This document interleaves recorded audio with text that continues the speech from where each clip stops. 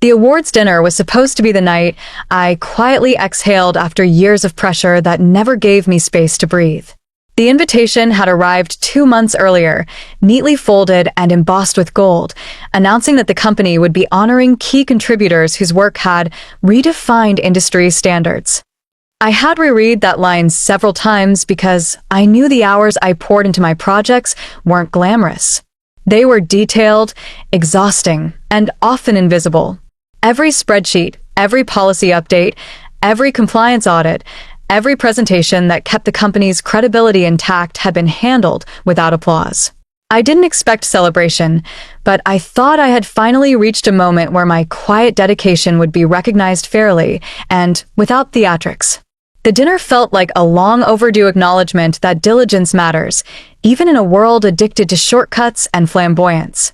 I drove to the venue early, wanting a moment alone in the parking lot before stepping into the noise. The building chosen for the ceremony was an old hotel renovated into a modern event space with marble floors and high ceilings that made footsteps echo like applause. When I entered the lobby, the scent of polished wood and expensive perfume drifted toward me. Guests dressed in black suits and shimmering gowns were already gathering near the reception area, exchanging compliments and predictions about who would be recognized. My name appeared on one of the largest screens near the entrance, listed under honorees, and seeing it made something tighten in my chest.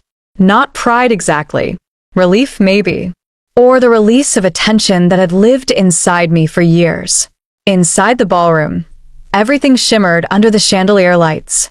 Tables draped in white linen were arranged in concentric circles around a stage that looked more like a small theater set than a corporate platform.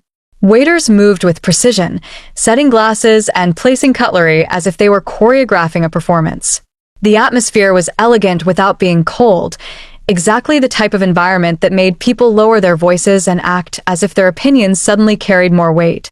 I took my seat at a table reserved for department leads, grateful that I would not be forced to make awkward conversation with strangers who only learned my name when they needed help fixing a crisis hidden in their reports. As I scanned the room, I saw her. The company's rising star. The board's favorite. The woman whose charm filled every corridor she walked through. She was standing near the stage, her red dress catching the light, surrounded by managers who seemed hypnotized by her confidence.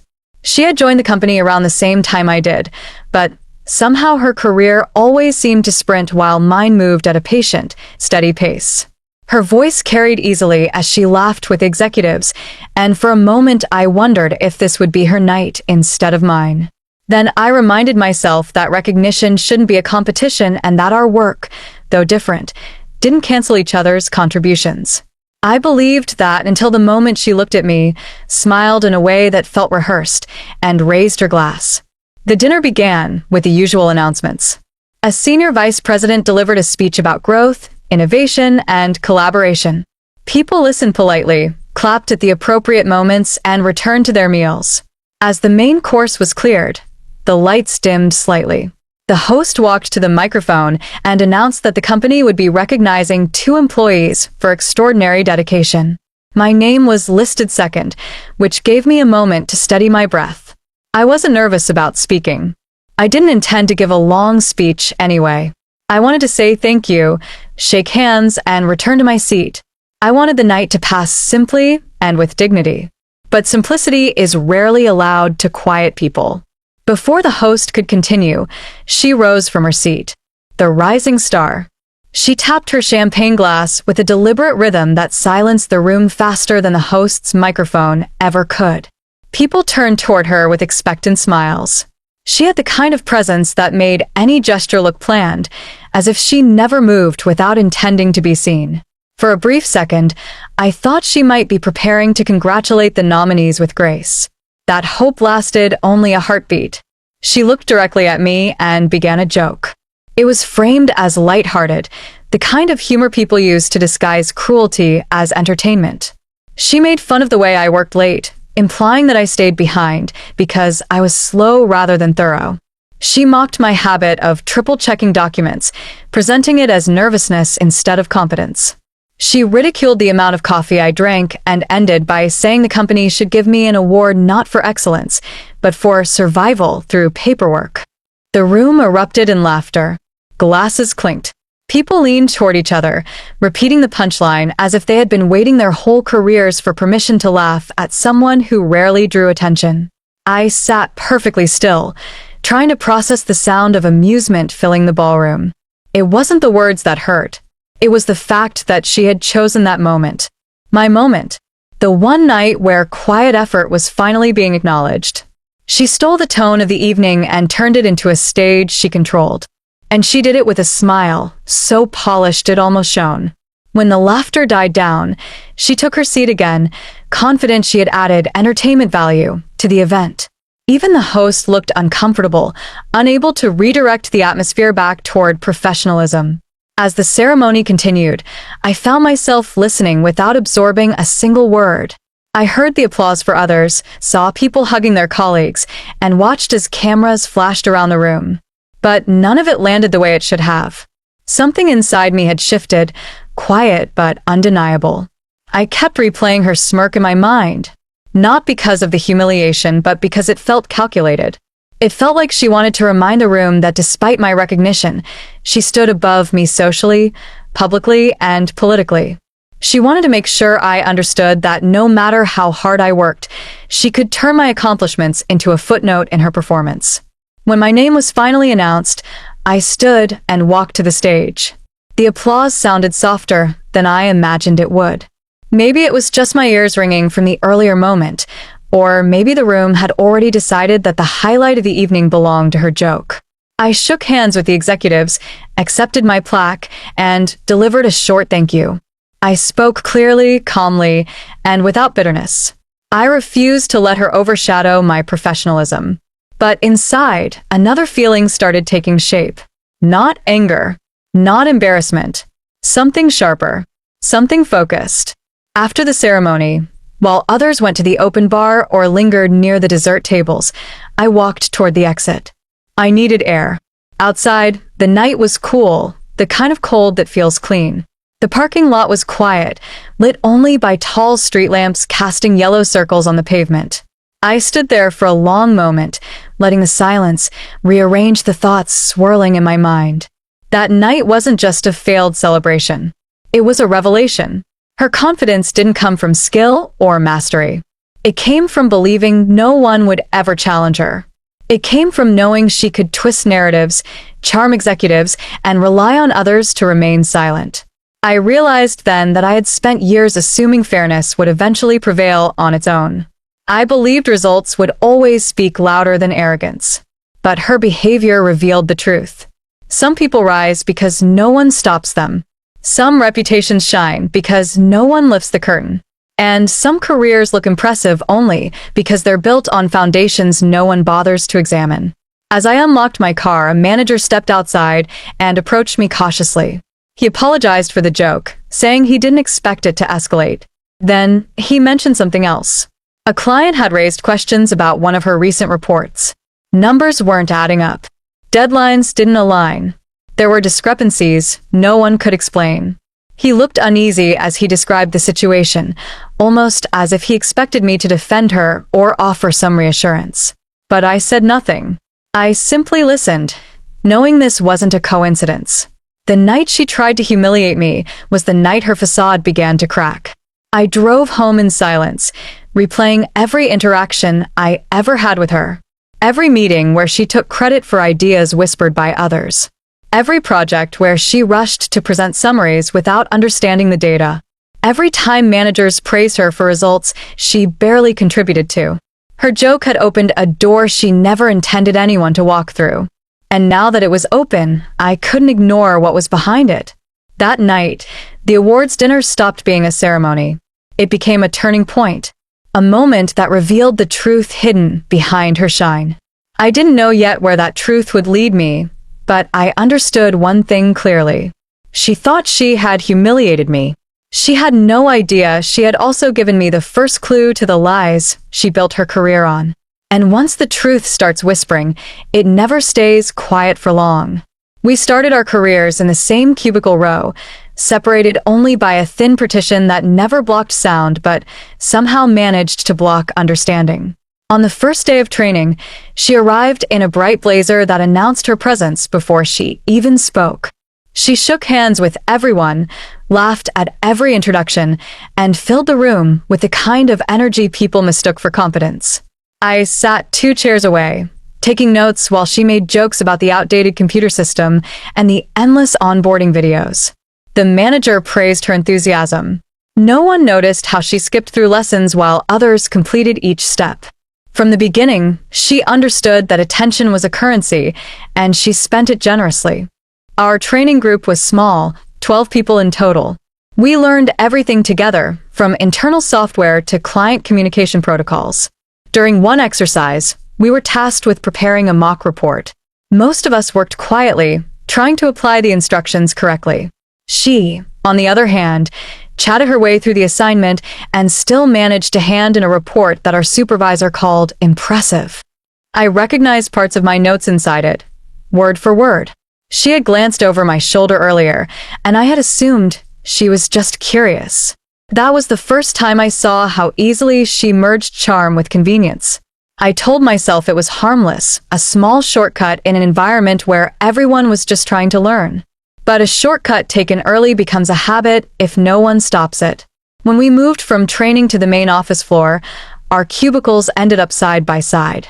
She filled hers with colorful mugs, motivational quotes, and a vase of flowers that looked too expensive for a beginner salary. I kept mine simple, a family photo, a notebook, and the manuals my manager gave me. She made friends instantly.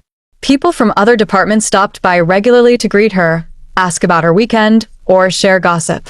Meanwhile, I built relationships quietly, often through helping colleagues decipher complex templates or troubleshooting system errors. I never minded the contrast. I believed different personalities could still move forward with equal momentum. But the years proved otherwise. Her first promotion came 6 months into the job. A new title, a small raise, and a seat at meetings where the rest of us were still taking notes instead of speaking. The announcement surprised most of us, including the manager who had trained us. He gathered the team to congratulate her, emphasizing her initiative and strong presence.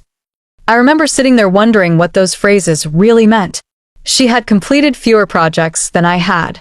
She often submitted tasks early, but shallow. She regularly asked me for clarification on procedures. And yet she was rewarded again and again. At the time, I convinced myself that maybe speed mattered more than substance, or maybe visibility mattered more than mastery. I buried the small sting of injustice because I didn't want to sound petty or insecure. Still, small stings accumulate. Her second promotion arrived 1 year later. By then, she had mastered the art of looking productive. She scheduled constant meetings, even when they solved nothing. She presented summaries of work done by others, usually without mentioning their names. She learned to speak in confident circles, using phrases like strategic alignment and forward momentum, words that sounded important but rarely meant anything. Executives adored her. She made them feel included, entertained, valued. Meanwhile, employees who actually handled the heavy work kept their heads down, avoiding conflict because calling out her behavior felt like shouting into a storm that always blew in her direction. I began noticing more of her patterns. During team brainstorming sessions, she would ask questions designed to extract ideas from quieter employees. She nodded as people contributed, then rewrote their suggestions in more polished sentences before presenting them to managers as her own concepts. She did this so seamlessly that most people didn't even realize they had been mined for content. I saw it every time because I sat next to her. I recognized my words, my structures, my solutions, even when she wrapped them in a bright smile and called them new insights. One afternoon, our director asked for volunteers to assist with a high-priority report. She offered immediately, convincing everyone she was eager to take responsibility. Hours later, she appeared at my cubicle asking if I could walk her through the technical breakdown. She didn't hide it. She simply framed it as teamwork. I spent 2 hours explaining the data sources, the formulas, and the compliance rules. She submitted the final version before I even clocked out, adding her name to the document while casually leaving mine off. The director praised her initiative the following morning. She accepted the recognition with a modest smile that fooled everyone except me. Even with all this, I stayed silent, convinced that fairness would eventually catch up. I believed the company valued accuracy, integrity, and long-term reliability. I thought results would speak louder than charisma. I was wrong. Her career moved like a series of gifts wrapped in gold, handed to her with applause and admiration. Mine moved like a steady march, unnoticed but essential. She learned to climb by stepping on the backs of people who never complained. She learned that charm could erase errors if offered in the right tone. She learned that the spotlight protects whoever stands in it. The first time I saw her manipulate a spreadsheet, it was subtle. She adjusted totals by rounding numbers upward in a way that made performance metrics look slightly stronger. When I pointed out the inconsistency, she dismissed it with a wave of her hand, calling it an optimization. The term irritated me because the company's rules were strict. Numbers were not elastic. They had to reflect reality, not ambition. I corrected the sheet before it reached management, but the experience stayed with me. It wasn't the mistake that concerned me. It was the ease with which she convinced herself that adjusting the truth was part of personal strategy. Another time, during a weekly review, she presented a project she barely understood. She had pieced together explanations from emails exchanged between our colleagues. She spoke confidently enough to make the director believe she had overseen the entire process.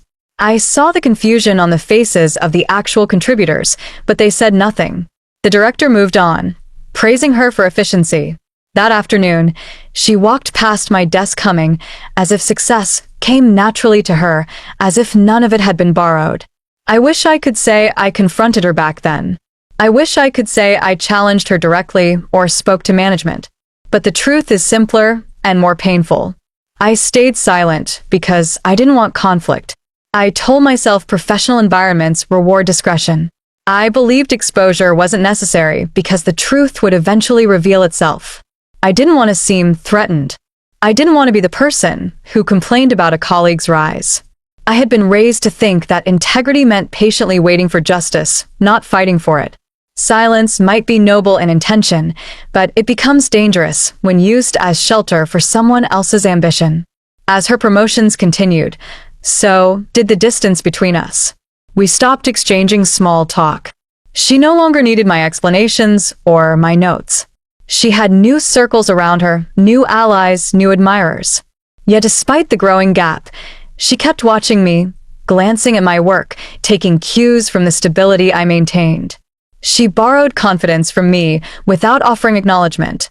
She took pieces of my effort like invisible bricks to build her own staircase. Over time, I noticed something else. Whenever a mistake surfaced in her department, she redirected blame effortlessly. She apologized with sincerity, but always found a way to attribute the issue to someone else's oversight. She made herself look responsible without accepting responsibility. People forgave her because she apologized beautifully. She knew the exact tone to use, the exact moment to place a hand on someone's shoulder, the exact words to soften accountability. Watching her operate felt like watching a performer on stage improvising their way through a script written by other people. But everything changed at the awards dinner. That night rewrote the history I had tolerated for years. When she humiliated me with a joke crafted for applause, the entire room became witness to a truth I had avoided. She didn't just seek recognition. She demanded superiority. She wanted everyone to see me as beneath her, a convenient prop in her narrative. Her behavior wasn't a slip of character. It was a revelation of who she had always been, intensified by an audience willing to laugh on command. In that moment, it became clear that silence had not been patience. Silence had been permission. And I had given her enough of it to build an empire on borrowed work. The history we never talked about was no longer history. It was the foundation of everything that was about to unfold, and for the first time, I understood that the truth wouldn't reveal itself unless someone gave it a voice. The awards dinner didn't just humiliate me. It awakened me. And once awake, I could no longer pretend not to see the cracks in her golden reputation. The morning after the awards dinner, I walked into the office expecting the usual aftermath of corporate gossip. I assumed people would whisper about the joke she made, replay the laughter, and maybe offer a half-hearted apology disguised as concern. Instead, I stepped into a hallway buzzing with tension. Phones rang more often than usual, managers paced between cubicles, and several employees were gathered around the conference room as if waiting for a verdict. The atmosphere had shifted overnight from celebration to suspicion. I took a slow breath, sensing something had disrupted the polished order she always worked so hard to maintain. A project manager approached me first, her voice low and strained. She asked if I had seen the email sent by one of our biggest clients at dawn. I shook my head. She leaned closer and explained that the client had discovered an inconsistency in one of the quarterly financial reports. The same report that had given her department record-breaking performance statistics. The report she had presented confidently to the board only 2 weeks earlier. The manager's expression said everything. This wasn't a small error someone could correct quietly. The numbers weren't adding up in ways that suggested something far more damaging than simple oversight. She arrived 10 minutes later. Her heels clicked against the tiles with the same confidence she always displayed, but her smile lacked its usual shine. She must have sensed the shift in the building because she didn't walk toward her team as she usually did.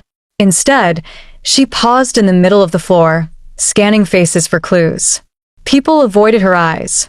The same colleagues who usually greeted her with excitement now greeted her with stiff nods or murmured hellos. The silence around her felt heavier than any applause she had ever received.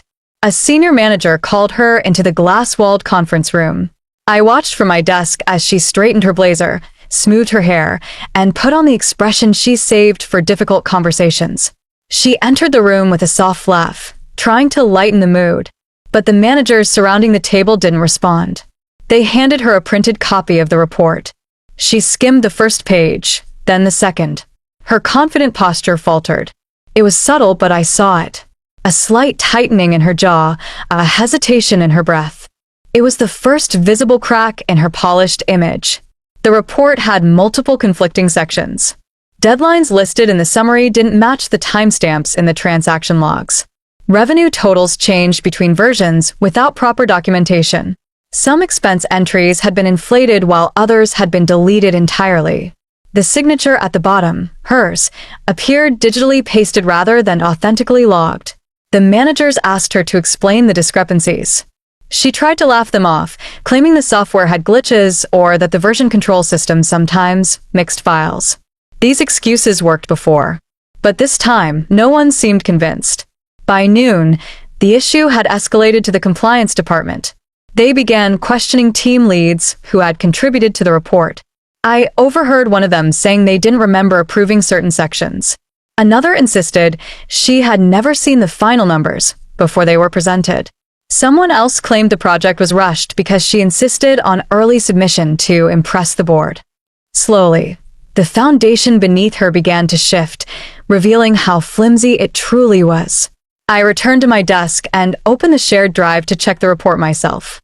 The more I compared the versions, the more inconsistencies I found. It wasn't the kind of error someone makes under pressure. It was a pattern of manipulation buried beneath confident formatting and persuasive summaries. She had built a career on the illusion of efficiency. But even illusions have weak points, and this one was beginning to tear apart. Around mid-afternoon, she walked back to her cubicle row with a stack of papers pressed tightly against her chest. Her face was composed, but her eyes were full of calculation. She knew every pair of eyes was watching her, studying her expression, waiting for a sign of vulnerability. She refused to give them one. She smiled at 2 interns passing by, though the smile faded before they reached the elevator. When she reached her desk, she sat down slowly, as if afraid a sudden movement might shatter the fragile image she was clinging to. A manager approached her again with more questions. She answered calmly at first, summarizing processes and highlighting her leadership role. When he pressed harder, she shifted her narrative, claiming that certain tasks were delegated and that someone else must have misunderstood instructions. But the manager wasn't asking for explanations. He was searching for accountability, and accountability was the one language she had never learned to speak fluently. By late afternoon, the panic around the office hit a new level. Emails circulated asking employees to review old reports she had handled. Managers asked for clarification on audits she had supervised. One supervisor recalled an instance months ago when a client raised concerns about unusual totals. Another mentioned a report that had arrived suspiciously early but lacked supporting documents. Every memory that once seemed insignificant suddenly reappeared with sharper meaning. Her corner of the office, usually a hub of activity, now felt like a spotlighted stage. She sat at her desk scrolling rapidly through documents, her expression tight. She typed messages quickly, then deleted them, unsure what to say. She called someone from her mobile phone and whispered urgently, turning her chair toward the wall. When she hung up, her hand shook slightly. It was the first time I had ever seen her lose control of her composure. At some point, she caught me watching. Our eyes met for a moment. Normally, she would smirk or raise an eyebrow, always confident in her dominance. But this time, her expression held something unfamiliar, fear mixed with disbelief. She had always believed she owned every room she walked into. She believed she could charm her way out of any complication. But numbers do not bend to charm. They remain indifferent. They reveal the truth with cold precision. Late in the day, a financial analyst approached me with a question about one of the formulas used in the report. I explained how the system should calculate the totals. He frowned and showed me a printout. The formula had been overridden manually to inflate revenue. I recognized the pattern because I had corrected her work before, years ago, when she was still learning how to hide her shortcuts. Back then, I assumed it was an innocent mistake. Now I understood it had never been innocent. It had been her method from the beginning. As the office prepared to close, the head of accounting arrived unexpectedly. He requested all original documents related to the report and asked for access logs. A few employees exchanged nervous glances. It was rare for him to be involved unless a serious problem threatened the company's reputation. He asked her to join him in his office. She protested lightly, saying she had evening plans, but he insisted. She walked with him, keeping her shoulders straight, even though her steps lacked their usual certainty. When she disappeared into his office, a hush fell over the room. People typed quietly, whispered about what might be unfolding behind the closed door, or simply stared at their screens pretending to work. I sat motionless, thinking about the years she had spent polishing her golden image. It had always looked flawless from a distance, confident, untouchable. But the truth was that her shine came from borrowed credibility, manipulated numbers, and the silence of people like me who let things slide in the name of professionalism. An hour passed. The door opened slowly. She emerged, pale and tight-lipped, carrying the same stack of documents, but with a different grip, one of desperation rather than confidence. She avoided eye contact with everyone, rushing past desks with her gaze fixed on the exit. I watched her leave, realizing something significant. This wasn't just a mistake she could fix overnight. This was the beginning of an unraveling she couldn't control. The first crack in her perfect image had appeared, and unlike the polished confidence she carried, this crack wasn't superficial. It was structural. It ran through every carefully crafted moment of her career. One inconsistency had opened the door, and behind it lay all the shortcuts she had taken, all the numbers she had twisted, all the credit she had claimed without earning it. Numbers don't care about charisma. They don't applaud charm or reward confidence. They reveal everything. And for the first time in years, the truth had a voice louder than her presence. The room she once owned was no longer hers. It belonged to the truth now. I didn't start with the intention to expose her. That morning, after the first inconsistencies surfaced, my only goal was to protect the department from embarrassment. Our team had worked hard for years to build a reputation for precision. Even when deadlines were impossible or budgets were tight, we delivered reports that executives trusted.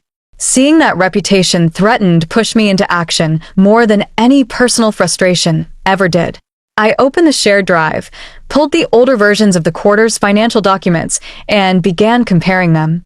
At first, I assumed I would find one misplaced formula or a missing attachment, something that could be corrected quietly. I never imagined the path my search would lead me down. The first troubling sign appeared within minutes. A projection chart in the earlier version showed conservative growth aligned with market trends. But the final version she submitted displayed numbers more than double the original. The change wasn't accompanied by an explanation or updated assumptions. It was simply replaced, as if performance had magically improved overnight. I checked the metadata. The adjustment had been made late at night, long after the team had logged off. The edit history revealed only her username. She had overwritten the figures manually. Still, I tried to give her the benefit of the doubt. Maybe she had used new data. Maybe she had insights I wasn't aware of. But when I checked the source file she claimed the data came from, nothing matched. The more I examined the numbers, the more the inconsistencies multiplied. Expenses had been shifted from one category to another, making certain departments look unusually cost-efficient. Deadlines in the project tracker didn't match email correspondence. Some deliverables were marked as completed weeks before we actually finalized them. A financial report that required 3 rounds of revisions was shown as approved after a single submission. I felt a tension forming in my stomach. One inconsistency could be an oversight. 2 might still be human error. But dozens of anomalies spread across different sections were something else entirely. I opened more reports going back months, then years. Each one revealed small distortions that seemed insignificant on their own. Slightly altered totals. Adjusted margins. Performance percentages nudged just high enough to attract praise. It was subtle at first, like a whisper hidden between lines of data. But as I followed the trail, the whisper grew louder. Her system wasn't built on sudden fraud. It was constructed brick by brick. A shortcut here, a shifted total there, a correction that covered a lack of progress. Over time, she had woven these adjustments into a pattern that allowed her to present inflated results without attracting suspicion. What shocked me was how effectively she had camouflaged her work. She buried alterations inside long spreadsheets, manipulated timestamps, and used language broad enough in her summaries that managers never thought to question the missing specifics. When I reached her performance reports, everything clicked. Each quarter, she had submitted numbers that placed her at the top of the rankings. She always described her achievements in sweeping statements. Optimized team output. Reduced operational delays. Increased process efficiency. But none of these claims had been supported by verifiable data. She relied on charisma to fill the gaps. Managers never noticed the lack of detailed breakdowns because they were too impressed by the headlines. And in meetings, she reinforced the narrative with polished presentations that looked professional but revealed nothing measurable when examined closely. I found an email she had sent to a client a year earlier. She thanked them for approving a project timeline that, according to our internal documents, had never been finalized. The client, who seemed trusting and perhaps overwhelmed, confirmed the agreement. That single email allowed her to claim credit for accelerating project delivery. When I compared the actual project's timestamps, I realized the timeline had slipped by 3 weeks. But she had masked the delay by editing the baseline schedule. Again, her fingerprints were the only ones on the file. The more evidence I uncovered, the more uncomfortable I became. This wasn't simply about correcting a report. I was uncovering the architecture of a career built on manipulation. Each discovery felt like peeling back another layer of a truth no one had bothered to look for. I kept opening files, cross-checking drafts, and reviewing archived emails until the drive felt like a map of lies, all connected by invisible threads leading back to her desk. One detail stood out above the rest. She often finalized reports late at night or early in the morning, long before managers arrived. Her timing allowed her to make changes without drawing attention. If someone questioned inconsistencies later, she could claim confusion or a misplaced version. And because she spoke with such authority during meetings, managers rarely doubted her explanations. They chalked concerns up to misunderstandings or software issues. No one wanted to believe that the company's brightest star might be forging her own shine. I printed several documents and spread them across my desk, organizing them chronologically. The pattern became clearer. First, she would present a promising preliminary report to managers. Then she would subtly adjust the numbers to exceed expectations. When deadlines approached, she would modify timelines or reclassify expenses to align with her narrative. After receiving praise, she would reinforce the illusion by volunteering for more projects, only to repeat the cycle. It was a self-sustaining loop, ambition feeding manipulation, manipulation feeding recognition. Halfway through reviewing the files, I felt a knot tightening in my chest. This evidence wasn't just about her. It implicated the department, the executives, and the entire decision-making chain. Her manipulations had influenced budget allocations, departmental rankings, even strategic decisions. Her fabricated efficiency had overshadowed the genuine efforts of colleagues who had been overlooked for promotions because their numbers, though honest, seemed less impressive. I realized then that exposing her wasn't optional. Keeping silent would make me complicit, even if my silence was unintentional at first. Yet the moral weight of that decision pressed heavily on me. I wasn't someone who sought conflict or enjoyed unveiling people's flaws. I preferred accuracy to confrontation. But the truth demanded responsibility. If her lies continued unchecked, the next inconsistency could cost the company a client, a contract, or even a lawsuit. By late afternoon, I had gathered dozens of files that aligned too perfectly to ignore. Some were handwritten notes from earlier versions she had corrected. Others were digital logs showing edits made at suspicious hours. Email threads revealed decisions she had claimed were approved, even though no such approval existed. Every document had the same signatures, the same red flags, the same unmistakable trail. Before leaving the office, I printed the final batch of documents and placed them in a folder. I stared at the stack for a long moment. It didn't represent a victory or satisfaction. It represented a responsibility I never asked for, but could no longer deny. I had the proof, dated, time-stamped, undeniable. The question now was what to do with it. The next morning, I met with the compliance officer privately. I didn't dramatize the situation or mention the awards dinner. I simply laid out the evidence one document at a time. He listened in silence, his expression shifting from confusion to concern to disbelief. By the time I finished, he sat back in his chair, rubbing his temples. He said he needed time to review everything. He thanked me. His voice held the subdued seriousness of someone who recognized the magnitude of what he had just seen. As I left his office, I saw her talking to a manager in the hallway. She was smiling again, trying to regain control of the narrative. But something in her eyes betrayed her. It wasn't confidence. It was calculation mixed with fear, a realization that her world had shifted. She had sensed the walls closing in, even if she didn't know how quickly. The evidence I never intended to collect had become the key to unraveling her entire story. And once exposed, no amount of charm could put it back together again. Management called both of us into a private meeting early the next morning. The email arrived at 7:04 a.m., marked urgent, with no explanation. I had barely logged into my computer when I felt the shift in atmosphere. People were watching me more than usual, though they tried to pretend they weren't. Her office door remained closed longer than normal, and when she finally stepped out, she walked with her usual poise, pretending she didn't notice the tension spreading through the floor like smoke.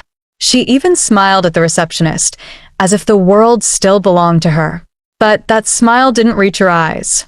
When we reached the conference room, 2 senior managers were already inside, along with the compliance officer and the head of accounting. Their presence alone told me this wasn't going to be a conversation someone could dismiss with charm or excuses. She pulled out a chair slowly, crossing her legs and straightening her blazer as if preparing for another performance. She greeted everyone by name with a smoothness she had refined over the years. I quietly took my seat opposite her, placing my folder of documents at the edge of the table. She glanced at it briefly before shifting her attention back to the managers, maintaining the confidence she relied on like armor. The head of accounting began the meeting with a measured voice. He explained the client's complaint, the inconsistencies uncovered, and the urgency of understanding what had gone wrong. She nodded with exaggerated concern, leaning forward slightly as if engaged in solving a complex issue. It was a performance she had perfected, the image of a responsible leader ready to take ownership without actually accepting responsibility.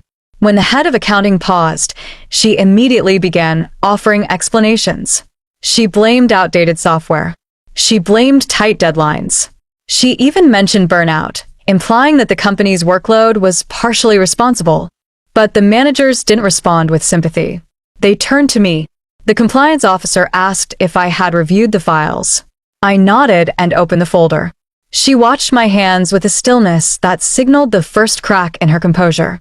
I placed the first document on the table, the earliest version of the quarterly report.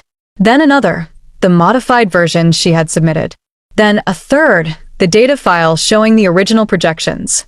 I kept my voice calm, steady, and factual as I explained the discrepancies one by one. There was no anger, no emotional undertone, just a clear outline of what the evidence showed. Her confidence wavered. When I pointed out the first manual override she had performed on the revenue report, her lips parted, but no sound came out. She blinked several times, then forced a small laugh, claiming it must have been a formatting issue. The managers didn't respond. They waited. Silence pressed against her like a weight. I placed the next set of documents on the table. The expense reclassification logs. These files revealed the exact timestamps where she had shifted costs from one category to another in order to present a cleaner budget. She tried to dismiss those changes as misunderstandings or collaborative edits that must have been altered by someone else. But the access logs underneath her signature told a different story. Her shoulders stiffened. I continued, calmly, chronologically, without skipping a detail. I presented the email threads that contradicted the deadlines listed in her reports. I showed the metadata from the project tracker. I explained the formula overrides analysts had discovered. Every document I laid down weakened the armor she wore so proudly. With each new piece of evidence, the room grew quieter. Managers leaned in.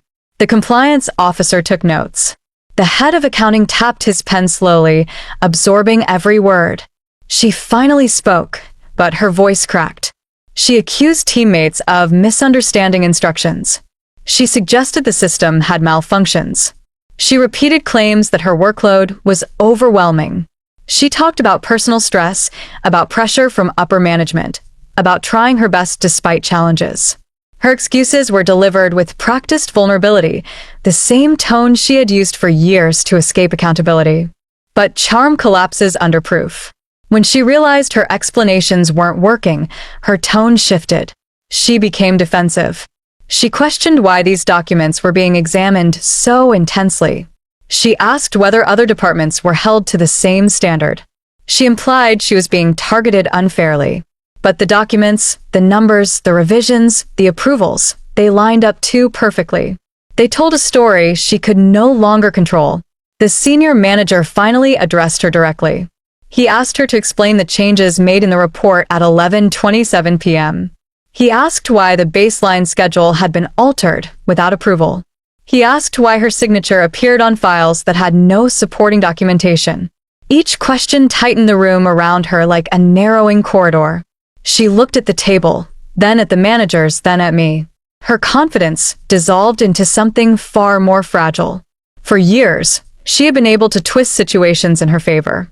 She knew how to charm executives, how to redirect blame subtly, how to craft narratives that painted her as the hero of every project. But this meeting didn't operate on narratives. It operated on facts, and facts are indifferent. They don't care about personality. They don't bow to charisma. They simply expose. She tried a different strategy. She framed the situation as a team failure rather than an individual one. She claimed the department had become sloppy, that miscommunication had become normal, that everyone shared responsibility. It was a desperate attempt to dilute the truth. But the compliance officer interrupted her, reminding her that her name alone was attached to the revised reports. Responsibility cannot be shared when accountability is singular. Her face lost color. I placed the final document on the table, a printout showing her manual edits to the financial model, time-stamped 2 hours after the team had left for the day. The room fell completely silent. Everybody knew what that meant. It was intentional manipulation, not a misunderstanding, not a mistake. a decision. A choice made repeatedly over months, maybe years. She tried to speak, but her voice trembled more than it projected. She reached for explanations that no longer existed. Her hands shook slightly as she touched the edges of the papers, as if rearranging them might change the truth they contained. She looked at me again. But this time, the expression wasn't defensive or angry. It wasn't even scared. It was recognition. For the first time since we had started working together, she realized I wasn't the quiet colleague she could manipulate, dismiss, or overshadow. She realized I had stepped out of the shadow she had forced me into. She realized I had seen everything she built, and now I had the proof to dismantle it. That recognition unsettled her more than any accusation could have. She had underestimated me for so long that the sight of me presenting undeniable evidence felt like a personal betrayal, though the betrayal had always been hers. The senior manager ended the meeting quietly. He said an internal investigation would begin immediately. He said further interviews would be scheduled. He said all documents she handled would be reviewed.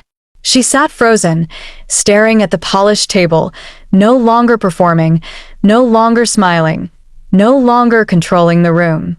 As everyone stood to leave, she remained seated for a moment.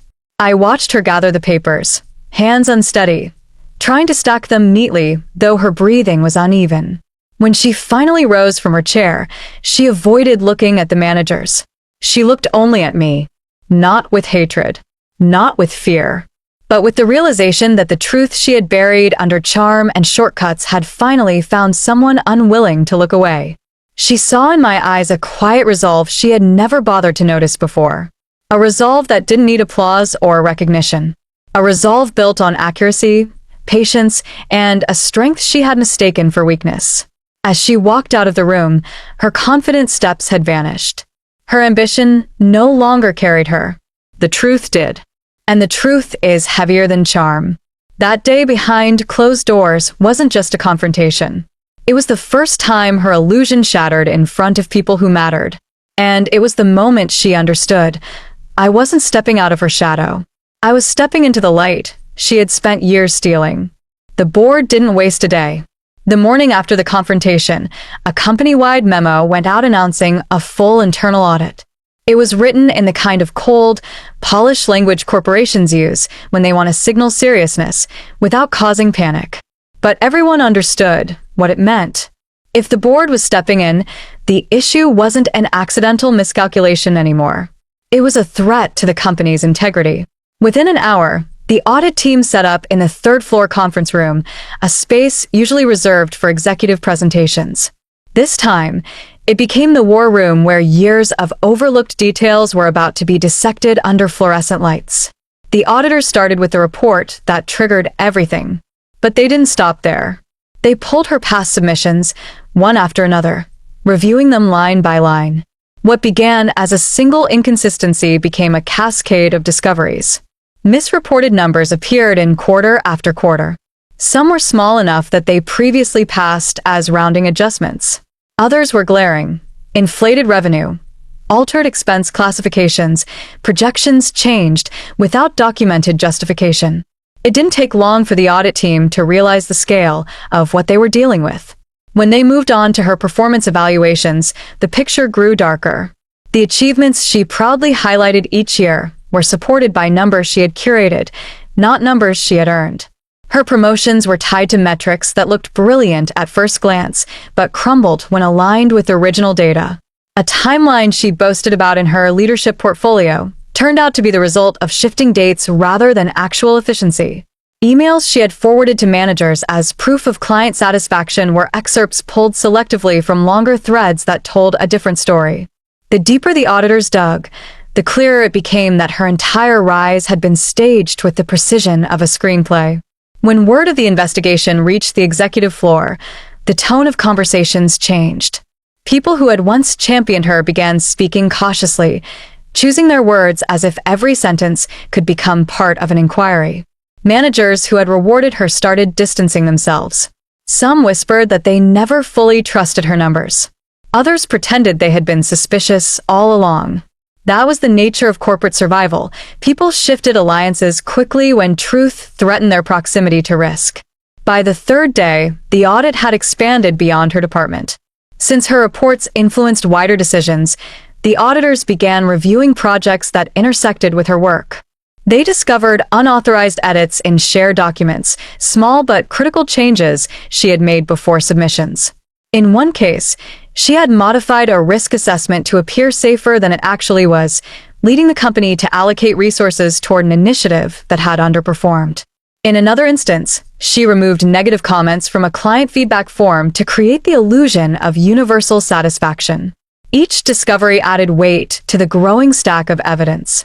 The board held emergency sessions daily. Their faces grew more strained with every update. What had once been their brightest star had become their most visible liability. Investors began asking questions. Clients requested reassurances that their accounts were being handled properly. Several departments had to pause projects because no one knew which data they could still trust. The company's credibility, painstakingly built over years, was now exposed to risk because one person believed they could manipulate the truth indefinitely. On the fifth day, the first journalist contacted the company. A short inquiry at first, polite, professional, asking for comment on an internal matter involving performance records. No one knew how the information leaked. Maybe an anxious employee mentioned it to a friend. Maybe someone in the audit team spoke to someone they shouldn't have. Or maybe stories like this simply have a way of finding the surface. Once suspicion escapes a closed room, it spreads with the speed of wildfire. The company's communications department tried to contain it. But journalists, especially business journalists, could smell a scandal. Soon more inquiries came in. A rumor appeared on a small industry blog. Then another mention surfaced on a professional forum. People speculated about falsified numbers, questionable leadership, manipulated performance metrics. Her name appeared in a sentence that included the word investigation, and from that moment on, the narrative was out of the company's hands. She felt the shift before she heard the details. Her office door, once a revolving entrance for admirers, stayed mostly closed. People who used to flock to her for advice now moved past her desk silently, avoiding eye contact. She walked through hallways with a forced expression of confidence, but her posture betrayed her. Shoulders tense, steps quicker, eyes darting from one corner to another. She sensed the story slipping beyond her control. The board summoned her for questioning repeatedly. Each session lasted hours. She emerged with a pale face and unsteady hands. Gone was the confident stride she once flaunted. Gone was the aura that made managers eager to praise her. Now she looked like someone realizing the truth she thought she could outrun had finally overtaken her. One afternoon, while the board reviewed findings, she attempted to speak to me. She approached my desk quietly, as if afraid her footsteps might attract attention. She asked if we could talk. Her voice trembled in a way I had never heard. I didn't respond immediately. Part of me felt pity, but another part remembered the awards dinner. The joke she delivered at my expense, the smirk afterward, the years of shortcuts hidden behind her polished confidence. I finally told her that any conversation needed to happen with management present. Her eyes flickered with something between anger and desperation. She turned and walked away, without another word. By the end of the second week, the audit team presented a preliminary summary. The list of findings was long enough to fill a binder. Misreported numbers, unauthorized edits, fabricated achievements, inflated performance, incorrectly attributed work, obstructed documentation. Even the awards she received, the plaques hanging proudly on her office wall, were shaped by manipulated data. The board members flipped through the pages quietly, each turn of a sheet feeling like another nail in the coffin of her career. The company had no choice but to suspend her. The announcement was delivered by email late on a Friday evening. It stated that she was relieved of all duties pending the conclusion of the investigation.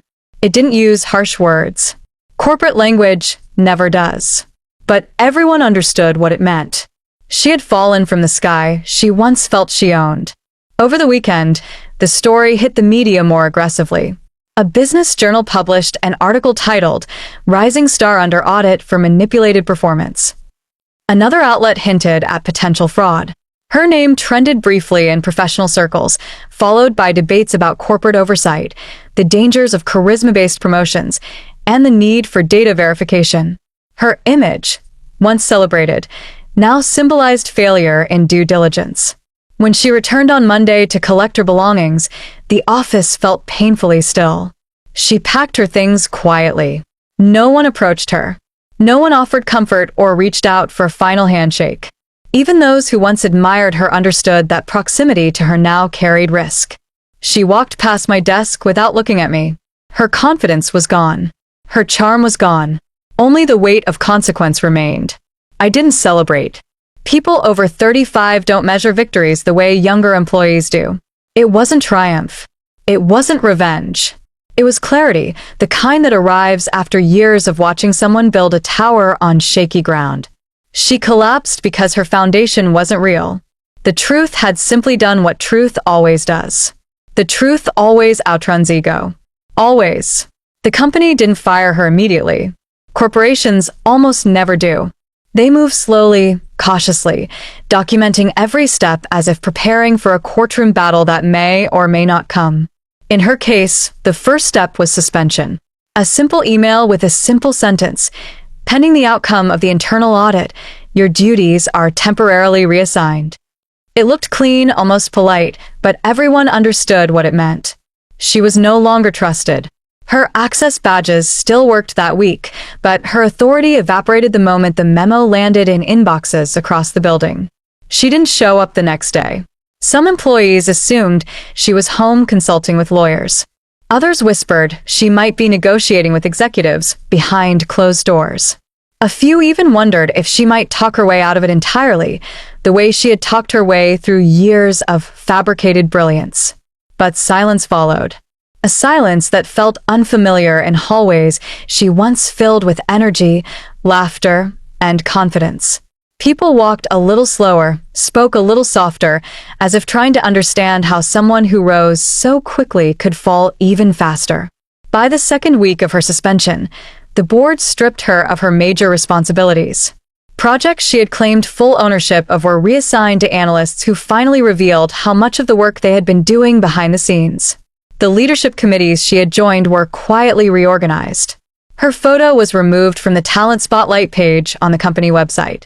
The marketing department retouched brochures to exclude her image from next year's leadership campaign.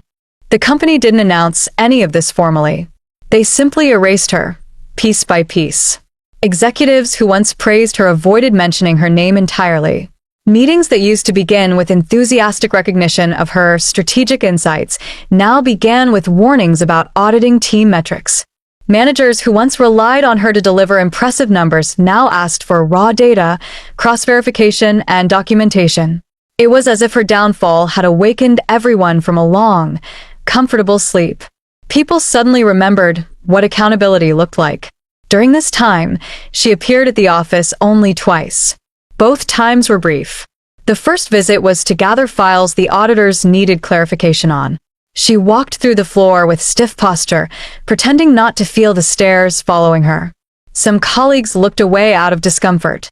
Others watched openly, their faces holding a mixture of pity and judgment.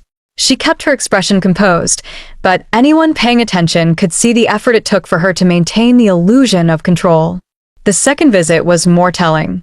She arrived wearing a blazer that once signaled confidence, but now looked like armor worn too late.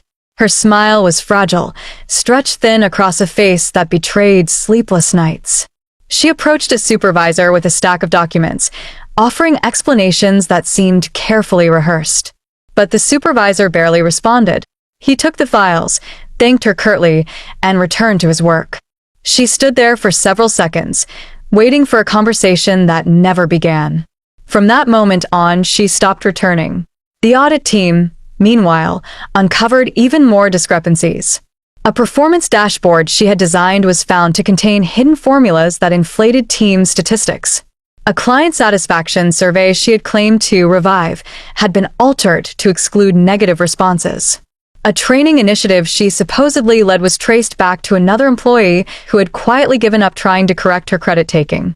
Each layer of investigation revealed another truth she had buried under charm. Eventually, the board reached the end of their tolerance. The suspension escalated.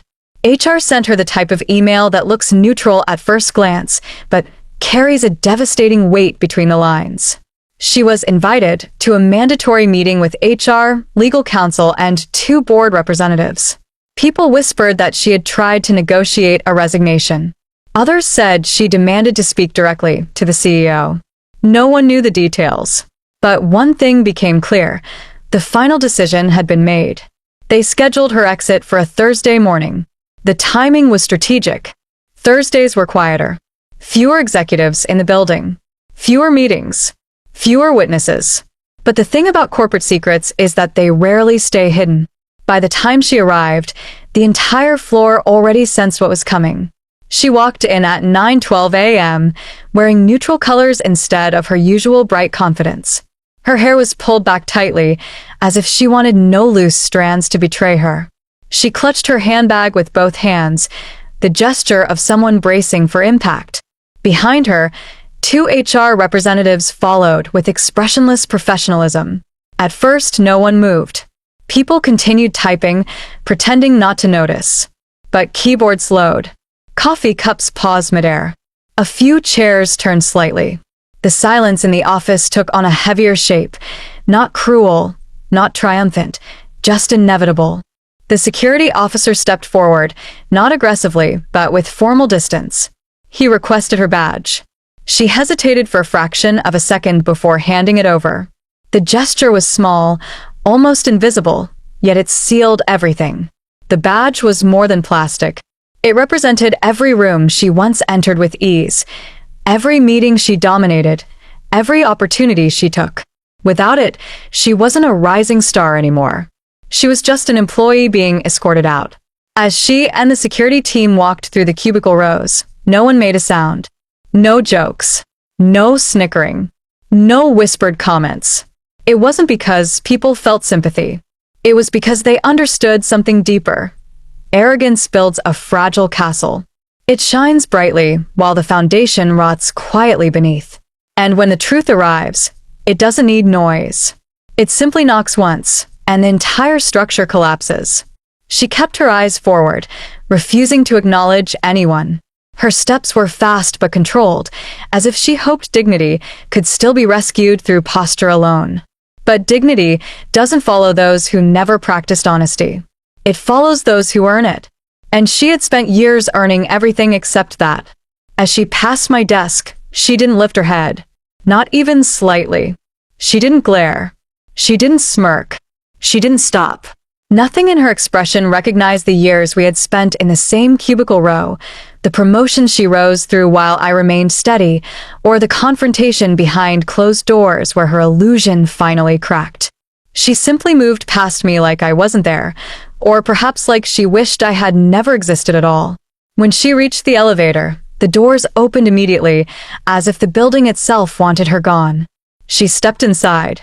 The doors closed. And just like that, she disappeared. No exit speech. No apology. No final attempt to reclaim admiration. Her departure wasn't cinematic. It was silent, abrupt, and absolute. For several minutes, the office remained still. People stared at their screens without typing, absorbing the weight of what they had witnessed. It wasn't satisfaction. It wasn't gloating.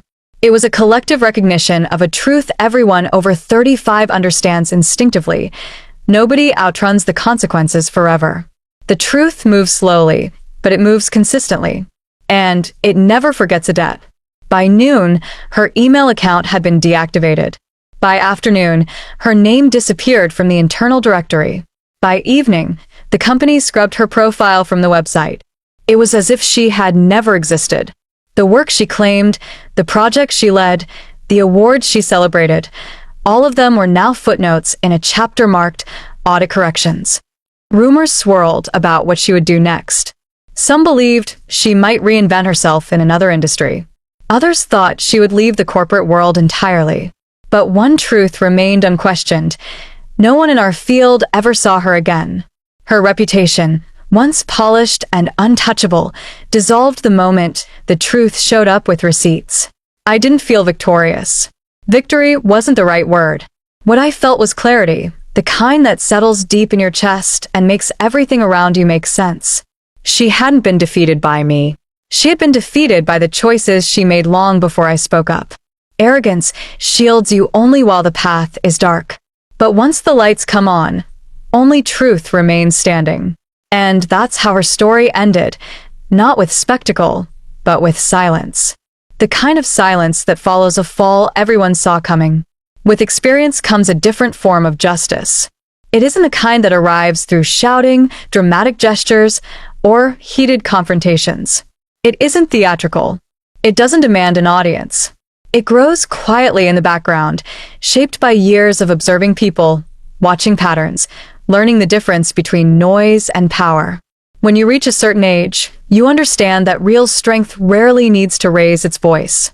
It moves in documents, in dates, in signatures, in decisions that cannot be undone. It settles itself inside you like a calm truth, waiting for the moment when clarity is stronger than anger. I didn't learn this lesson overnight. It came to me over the years, one disappointment at a time. Projects where others received credit for work I completed. Meetings where louder voices overshadowed accurate ones. Promotions awarded to people who mastered social dynamics rather than professional discipline. For a long time, I believed that staying silent was a form of dignity. I thought patience was a virtue that would eventually be rewarded. But age teaches you something subtle yet profound. Dignity without boundaries becomes permission for others to take advantage. Silence becomes the soil where arrogance grows. And patience, if not guided by wisdom, becomes an excuse people use to avoid accountability. She mocked me at the awards dinner because she believed she had won the game. In her mind, the room belonged to her. She had the attention, the applause, the admiration of people who never bothered to look underneath her confidence. She tapped her glass, delivered her joke, and waited for the laughter that followed to crown her. But life is not a comedy show. It is a ledger. Every action leaves a mark. Every lie accumulates interest. Every humiliation writes its own future response. She didn't realize that the moment she tried to belittle me publicly, she awakened something far more powerful than her charisma. She awakened the truth I had ignored for too long. In our 20s, people often believe justice must be loud to be real. They imagine dramatic endings, emotional confrontations, grand speeches that silence the room. But after 35, you see the world differently. You learn that justice is often slow, steady, and deliberate. It doesn't need theatrics. It requires clarity, facts, evidence, self-respect. The paper trail she created with every shortcut, every manipulated number, every fabricated achievement became the very weapon she never expected to turn against her. It wasn't revenge. It was exposure. And exposure, when done correctly, doesn't require a single raised voice. When I placed those documents on the table during our meeting, I didn't feel triumphant. I felt resolved, calm, precise. There was a clarity in that moment that can only come from age, the understanding that truth speaks louder than emotion. She tried to laugh off the inconsistencies at first. Then she blamed the workload. Then she blamed the team. Then she blamed the pressure of leadership. But the facts didn't bend. They didn't apologize. They simply illuminated what she had constructed. And as each piece of evidence contradicted her explanations, her confidence shrank until only recognition remained. Recognition of the one thing she could never outrun: accountability. People often assume that exposing someone who has harmed you feels satisfying. They imagine a wave of triumph, a sense of victory. But at 35 and beyond, emotions become more complex. It wasn't triumph I felt. It was release. A quiet release that came from knowing I had finally stepped out of the shadow she built around me. A release that came from seeing the truth align itself with reality. A release that came from understanding that I didn't need to destroy her. She had already created her own downfall. All I did was uncover what had been buried for years. Her public fall wasn't loud either. No outrage. No shouting. No dramatic firing. Just a slow, steady unraveling that revealed every flaw she had hidden behind charisma. Employees didn't gloat. They didn't mock her. They simply watched, understanding instinctively what life teaches all of us after a certain age. Arrogance always collapses under the weight of truth. It can shine brightly for a while, but it cannot last. A confidence built on manipulation eventually cracks. Success built on shortcuts eventually decays. And when it does, the fall is far more permanent than the rise ever was. I didn't celebrate when she was escorted out. Celebration wasn't necessary. The truth had done its work. She walked past me with her head lowered, not because of me, but because of the choices she had made long before that moment. Every file she altered, every number she inflated, every lie she told accumulated quietly over the years until the weight became unbearable. She built her career like a tower of glass, polished and impressive, but fragile underneath. When the first crack appeared, the entire structure shattered. For anyone over 35, there is a lesson in all of this, a lesson not about revenge, but about identity. Your value does not come from applause. It does not come from how loudly you speak in meetings or how many people praise your confidence. It comes from consistency, from competence, from the discipline to do the work correctly even when no one is watching. It comes from self-respect, the kind that refuses to let others rewrite your worth. And it comes from understanding the system around you so well that no one can weaponize it against you. Power is not noise. Power is knowledge. It is preparation. It is the ability to stay calm when others panic. It is the strength to place documents on the table instead of accusations. It is the wisdom to know that silence can be strategic, not submissive. When younger employees talk about revenge, they imagine dramatic moments. But real revenge, the kind learned through years of experience, is simple. It is professional. It is quiet. It is undeniable.